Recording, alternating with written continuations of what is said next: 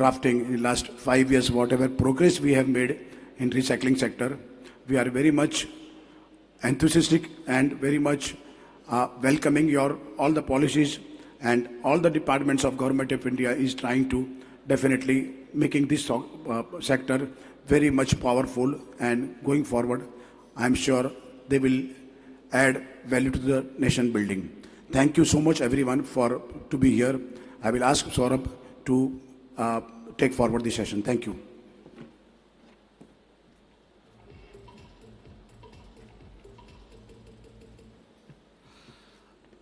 Thank you, Sanjay ji.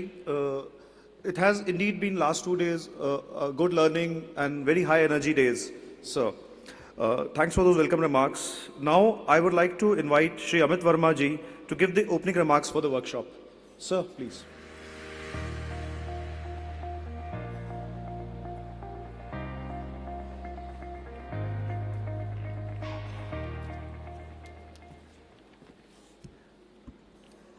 Yeah, thank you so much for inviting me to the dais and introducing about this workshop.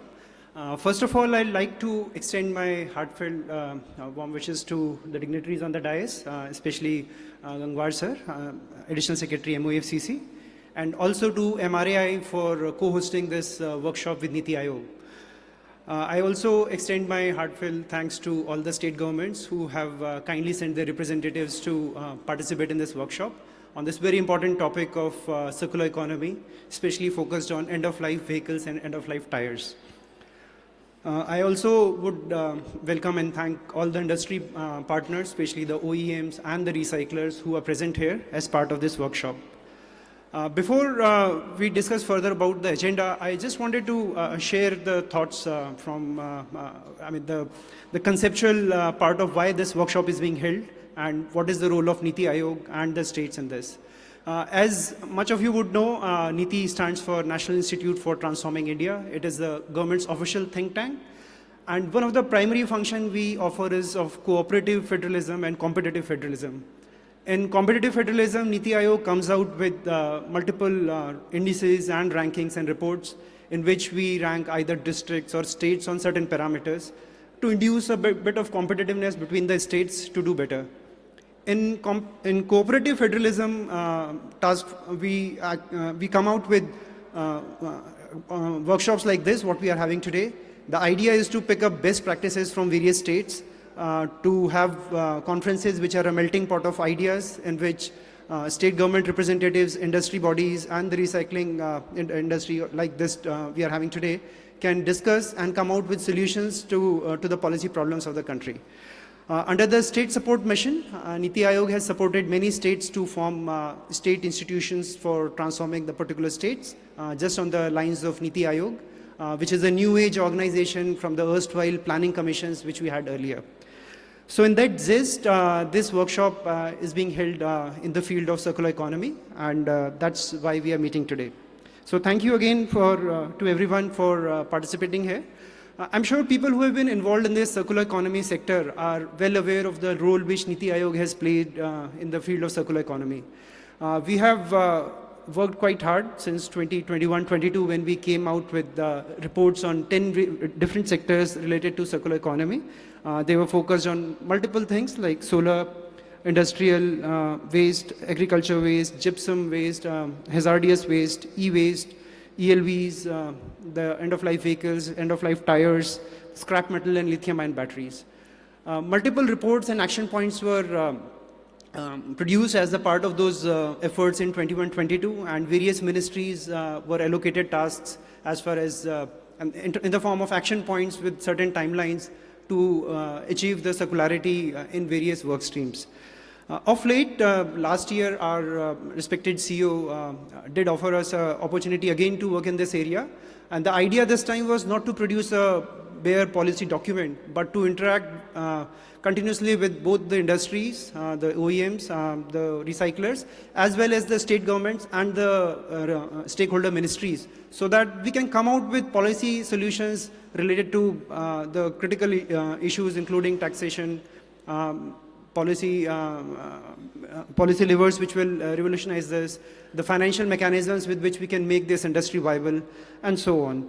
So in that gist, we again focused on 5 areas which we are currently working in, and which we have active working groups within NITI Aayog, which has both stakeholder ministries and the industry partners.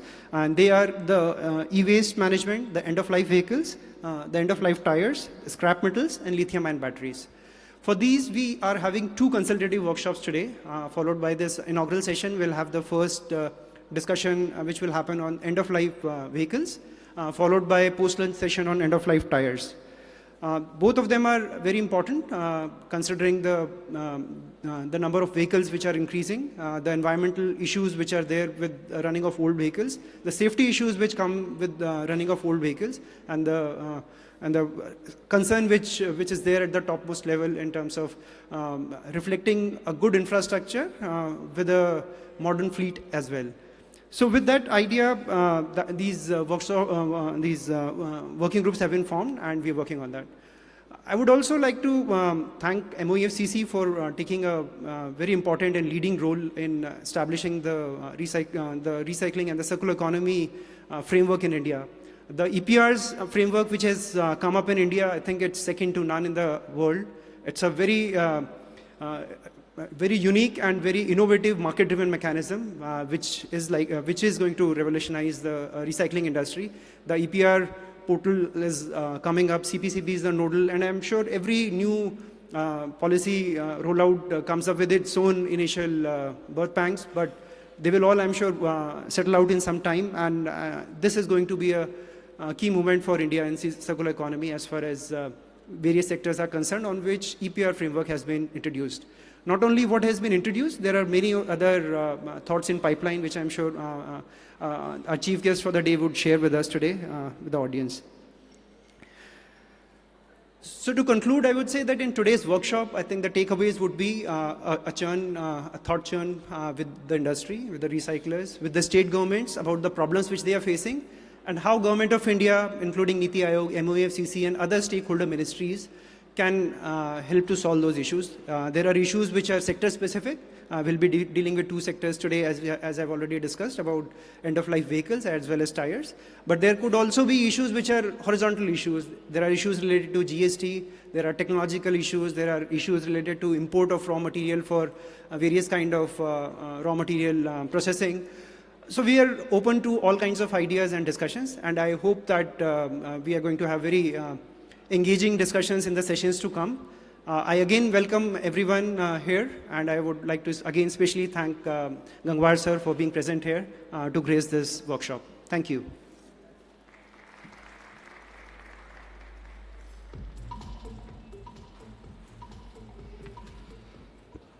Thank you, sir. Thank you for sharing how NITI Aayog is instrumental in bringing the best practices and the policies to make our country a very strong economy around the circular economy concept.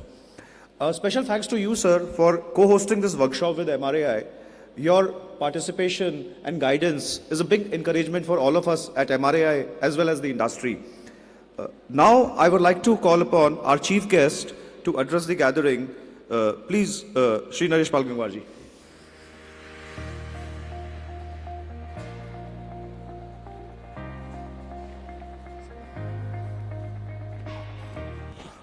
Thank you, Saurav ji. Shri Sanjay Mehta ji, President MRAI. Shri Amit Verma, Director NITI Aayog. Chairman Andhra Pradesh Control Board, Speaker Sneha ji. Ms. Robin from President REMA USA, Recycling Association. Ms. Suzy Braz, BIR Europe. Various representatives of industry, friends, ladies and gentlemen. Very good morning to all of you. First of all, I would like to congratulate MRAI for holding this International Material Recycling Conference in Jaipur, and also to NITI Aayog for holding this national workshop on circular economy, covering 2 waste streams, as has been pointed out by my dear friend Amit Verma, that is e-waste and end-of-life vehicles. And I am really thankful to MRAI and NITI Aayog for associating me with this national conference as well as international conference. Particularly, it's my pleasure to be here, particularly in Jaipur, because Jaipur has been my Karm Bhumi for last several years. So it's always a pleasure to come back to Jaipur and interact with people here. As we are all aware that as we are actually envisioning to become Viksit Bharat by 2047,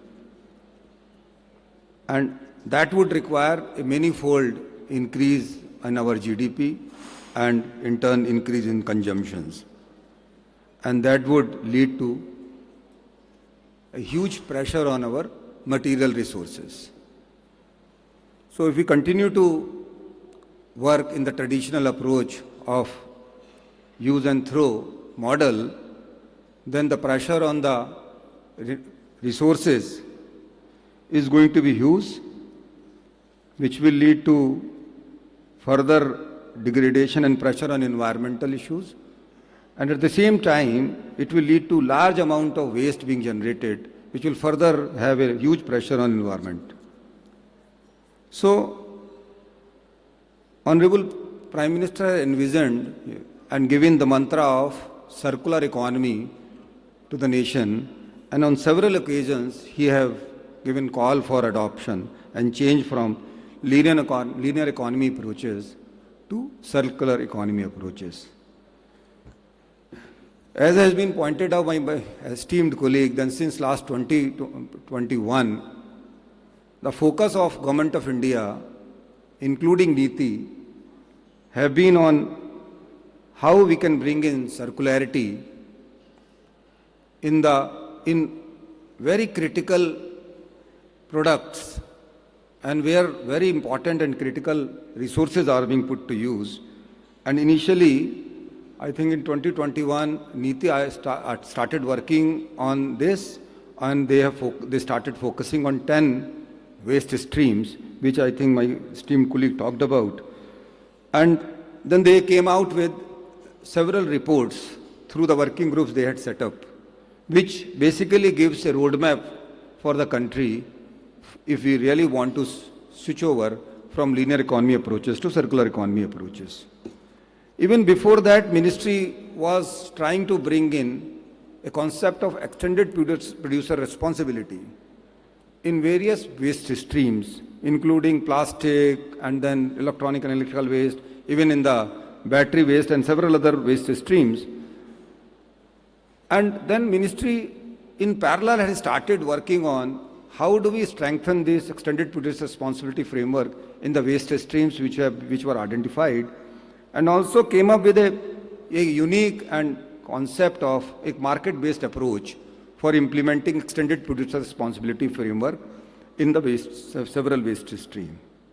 And first and foremost, we came out with a regulation, and I think way back in 2022, January 2022, in the plastic waste, where we tried to implement a market-based approach for implementing EPR in the plastic waste stream. And here, this has got two very important components. One, that there is a mandate for the producers for environmentally sound management of the waste when the product reaches its end of life. So the mandate to the producer is that they should contribute to the environmentally sound management of the waste once the product has reached end of life. And then that creates the demand for environmentally sound processing of the waste.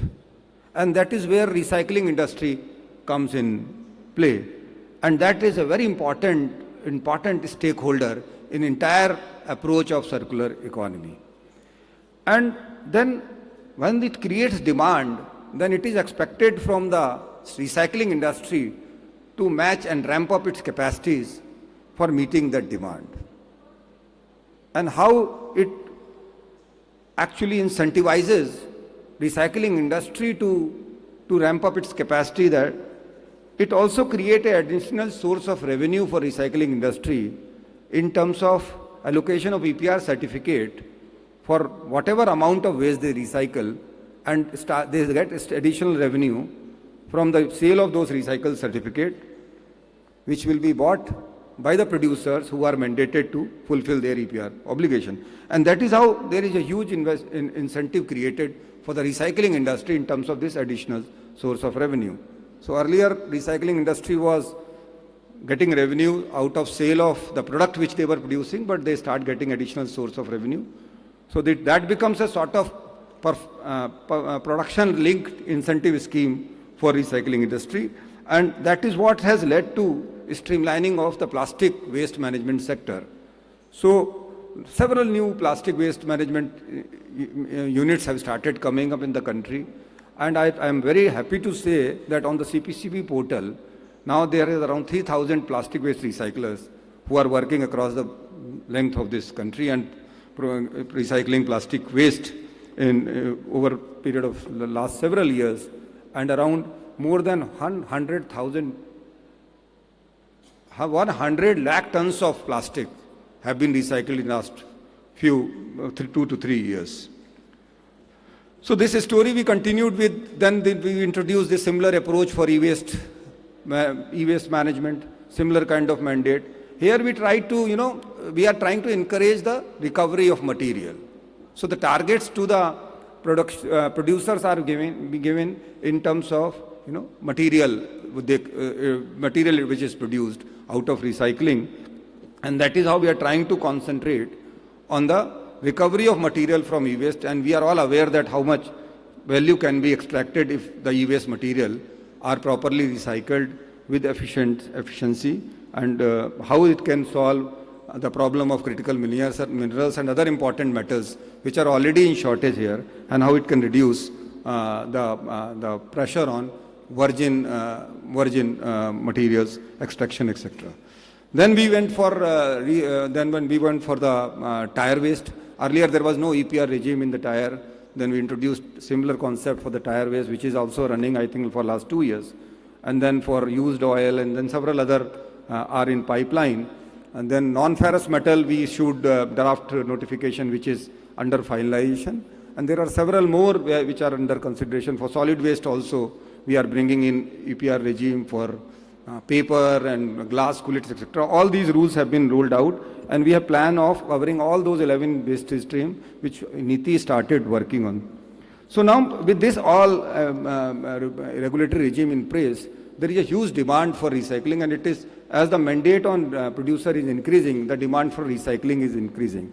Now the onus is on the recycling industry, that how do they match this demand, and also in order to bring recycling circularity in our approach, it is very important that the material which recycling industry produces is of standard that it can be further reused in the same industry. So not only recycling industry has to match the demand for recycling which is created on account of mandate, but also they will have to match the international standard of recycling and produce material of that quality that it replaces the use of virgin material. So that is, and perhaps this workshop is going to serve two purposes. One, that recycling industry across the world, if they interact with each other, they can go for exchange of ideas, and particularly the kind of technologies which is being used elsewhere that can help our industry also to adopt those technologies to improve their efficiencies as well as the quality of material which they produce, and that will certainly help us in bringing in circularity. And apart from that, certainly they will learn from each other the practices which they are doing, and the sessions which are happening on today in this hall, and several other sessions, as I have been told, are happening in other halls also, and for 2 days also several discussions have taken place. They will certainly not only learn from each other, but provide insight into the policies which government has at this point in time, and where that policy support is needed to the industry, if that can be brought up. Though we keep interacting with the industry, we keep getting feedback, and on account of these feedback, several policy initiatives have been taken. We are aware of several constraints which industry is facing, and we are trying to address those also. But certainly if something new comes out of these deliberations today, that will certainly help us in in further strengthening the policy.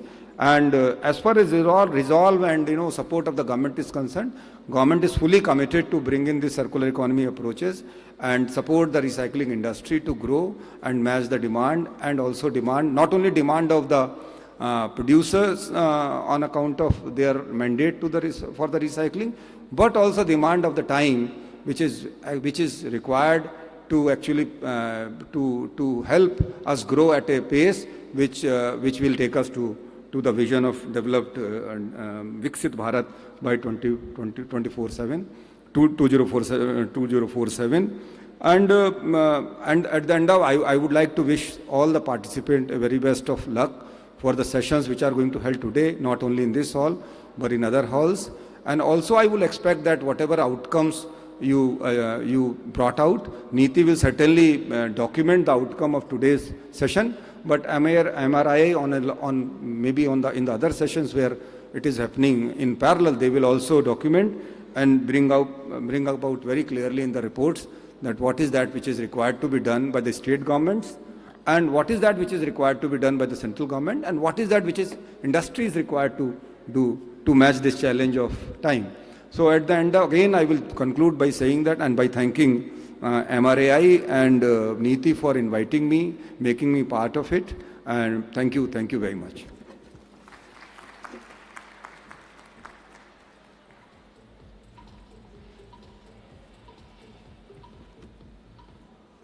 Thank you, sir. Thank you for those insightful words. As you rightly pointed out, that EPR regime is a very conducive policy which is attracting a lot of investments in the area and also holding producers responsible to get the material recycled. And as you rightly said again, that it is a responsibility of us as responsible recyclers to match not only quantity but also the quality of recycled material which can be used in our industries. Thanks, sir, for those insightful words. Now, I would like to request Shri Sanjay Mehta ji to felicitate our speakers, eminent speakers, Shri Naresh Pal Gangwar ji.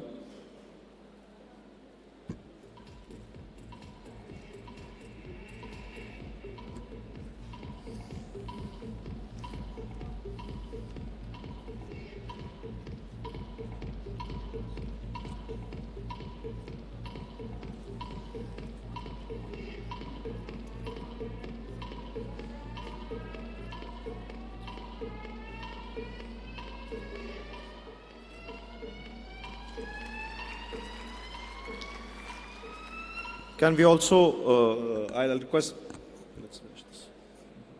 No.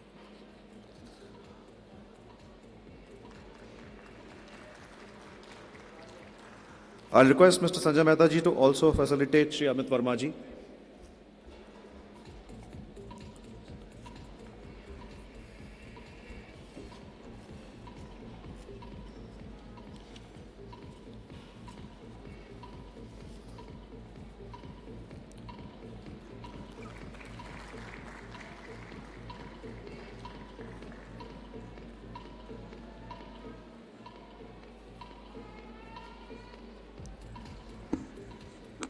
So now we will move to the next part of our workshop. I will start with the session on end-of-life vehicles. But before that, I will request our speakers to please take the seat in the hall. Thank you, sir.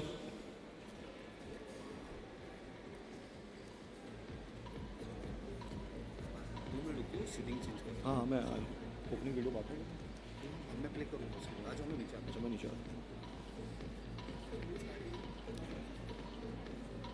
So we'll take about 2 to 3 minutes to start the session.